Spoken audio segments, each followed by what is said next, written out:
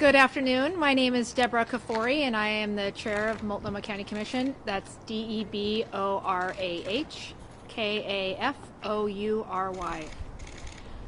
From the onset of this crisis, my highest priority has been to keep the residents of Multnomah County as healthy and as safe as possible by slowing the spread of coronavirus. That has meant making sure that our shelters, which provide a safe place to sleep for nearly 100 people every night, comply with public health guidelines by moving and spreading those beds into larger spaces. Working with our partners at the City of Portland and Metro, county staff inspected multiple facilities in our community and converted the Charles Jordan Community Center and the Oregon Convention Center into temporary shelter places, with 2 more social distancing shelters on the way. To slow the spread of this virus, it also means isolating people from shelters who are showing symptoms.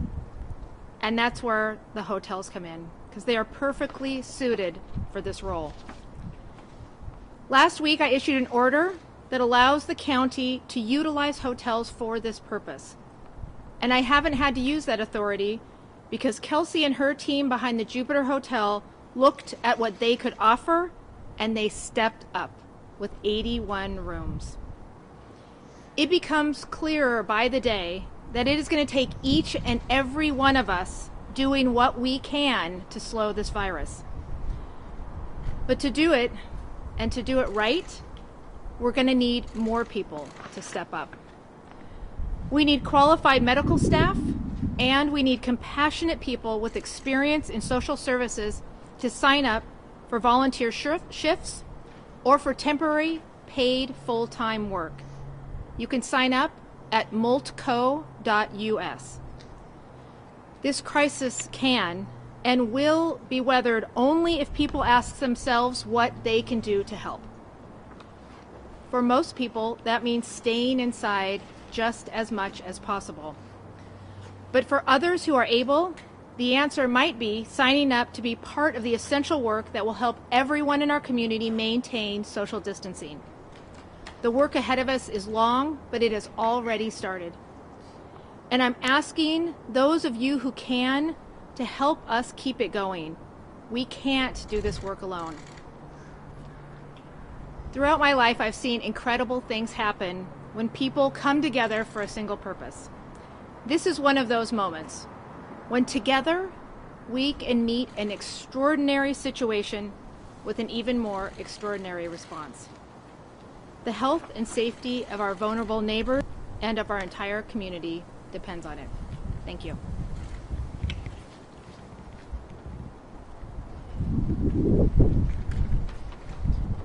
Hi, I'm Nick Pearson, the general manager of the Jupiter Hotel and Jupiter Next, NICKPEARSON. Here at the Jupiter, we are just so honored to be able to contribute to the health and safety of some of Portland's most vulnerable communities. We started on East Burnside Street before it was the business hub that it is today, and community has always been at our core. I'd like to thank our ownership group led by Kelsey Bunker and Todd Breslau for their willingness to pivot our business so quickly. Once we started talking to the county about what their needs were, it was really a no-brainer for us to work together. I cannot speak highly enough of Chair Kafoury, Mark Jolin, and the entire Multnomah County team for how quickly this all came together. To put it into perspective, we were listening to X-Ray FM on Wednesday morning, heard about the need, contacted Deborah's office, and by 3 o'clock that day, we were all sitting down finalizing what this partnership would look like. This story, I think, highlights exactly why small businesses are so important to our community and why they need our support. Especially in times of need, they are our backbones. We have the ability to solve problems quickly and efficiently and swiftly. The Jupiter Next is still open for business next door, and we are actively working to support and house our frontline medical staff who cannot return to their homes at this time. We've worked with the county to put enhanced cleaning protocols into place across both facilities, and those are in line with CDC guidelines. Seeing this all come together couldn't make all of us here at the Jupiter prouder to be part of this community since we opened our doors in 2004. So, as we've always said at the Jupiter, all are welcome.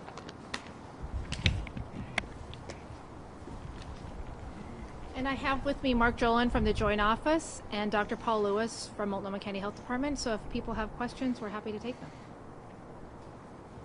Can you talk about, I know we've heard in the past about the challenges with this pandemic, especially when it comes to the homeless shelters, and talk about just what it's been like to work through those challenges and how important finding more spaces like this one is during this pandemic. Well, it's really important that we maintain social distancing, and if you don't have a place to call home, it makes it even harder. Our shelters play a really important role in our community, from keeping people off the streets and as having a safe place to sleep, but they need just that, a safe place to sleep. So by opening up additional shelters, we've been able to keep the same number of people in our shelters, but just making sure that they can live with those same social distancing requirements that everybody else is asked to do. And so the 81 beds here, is that the entire, is that all of the beds, all of the rooms? Is it the entire hotel? Is there anyone else staying? We have 81 rooms over here at the original Jupiter Hotel, and then across the street we have 67 additional rooms at the Jupiter Next, which are open for business as sort of a regular hotel. Got it. And the ones here are specifically for folks who are in shelters who are showing symptoms or who are high risk, or both? Yes, both. People who have been currently staying in our shelters but needed to be spaced apart from others because they either had coughs or respiratory illness, or they were at a higher risk of getting infection. Is there a waiting list or a long list of folks who are wanting to be in these kind of spaces? And are you able to, is that too many? Or it seems like there's probably a good number of folks who are So this facility is just opening, and we're in the process right now of working with all of our shelter providers to identify folks who are struggling with symptoms who it would be best to have in this kind of setting. So far, we have about 12 folks who are here, and it's a little bit of a soft rolling process. So it remains to be seen exactly how fast the space will fill. We're also anticipating that we'll eventually start working with folks who are experiencing homelessness who are at the hospital and need a place who are also symptomatic as they await the outcomes of their processes. So I fully expect we'll be able to fill the space. How quickly that will happen, I don't know. And we're already planning for the next expansion of this should it become clear that we need that. So did you say 12 people are already staying in this new space? Yeah. Can you talk about how these rooms, I mean, obviously you've got individual isolated rooms, and how ideal that is when somebody is showing symptoms? So I can start, and Dr. Lewis may have more to add, but as we spoke to our public health leadership, it was clear that we were looking for hotels that had externally facing exits. So like the ones you see here where you open the door and you're in open air space. Air circulation is extremely important. We obviously wanted a lot of ground floor access. We have a lot of folks who have mobility challenges, so that was important. And then we were looking for sites that were proximate to services and well situated in relationship to our other shelters, because there's a lot of transportation that has to happen to get folks to and from a space like this.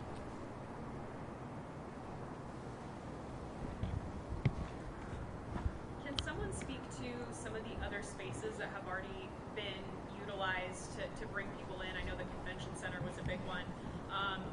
What do the numbers look like there? You know, is that starting to fill up? Talk about that. So the two that are operational right now, the two social distancing shelters that the chair mentioned, one is the Charles Jordan shelter. It is now full at 120 individuals. That is folks who came from several different shelters into that space over the course of the last week.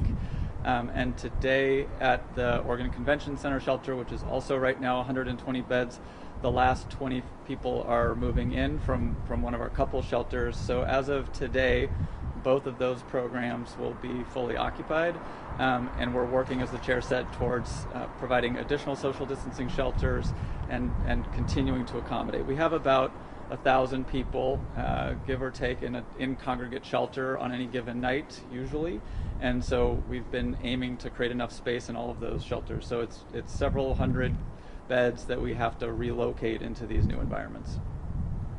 So of that 1,000, how many would you say have been successfully placed in other locations right now? So between those two, we have 240 people essentially who've moved, and we expect will be around 350 people who have moved into the social distancing shelters eventually. Are there any support services, or just kind of how are you checking in on folks who are staying here and staying in hotels to make sure that their symptoms are not getting worse? So here we have a full complement of staff on site 24 hours. There's also a nurse on site who is doing the routine check-ins. And then the staff here have direct access to the county health department for additional support that they may need. In the social distancing shelters, similarly, we have a full complement of staff on site at all times. We have someone with medical expertise on site, and then a direct line of communication for any additional medical supports that someone may need who's there. And how long are you expecting, or I guess allowing folks to stay here?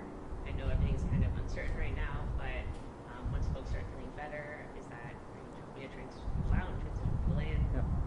So there isn't a firm timeline, but this isn't intended to be a long-term stay. It really is the opportunity for folks to await the outcomes of their tests, and if they're feeling better, we'll move them back. So if they come from a shelter here, once they've recovered, we're able to move them back into the shelter that they came from. So it is a space that is focused on people's ability to manage their symptoms and hopefully recover quickly. Would you mind just spelling your name? I'm sorry. I'm Mark, M-A-R-C. My last name is Jolin, J-O-L-I-N.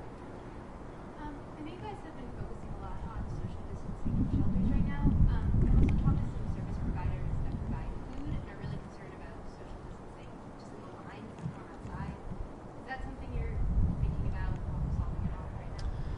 So we've definitely heard that concern from our meal providers. Have been talking to them about what strategies they're trying to use, how we might support them in that process. It is challenging right now. Those are public sidewalks where people are gathering. Folks are definitely trying to message. Our outreach teams are trying to message generally about the importance of social distancing in public spaces, whether it's food lines or where people are sleeping at night. But that is definitely something that we're aware of and trying to talk through with them, and frankly trying to figure out if there are some things that are more concrete that we could do beyond just continuing to message to folks the importance of that. All right, thank you. We'll be around if you have other questions.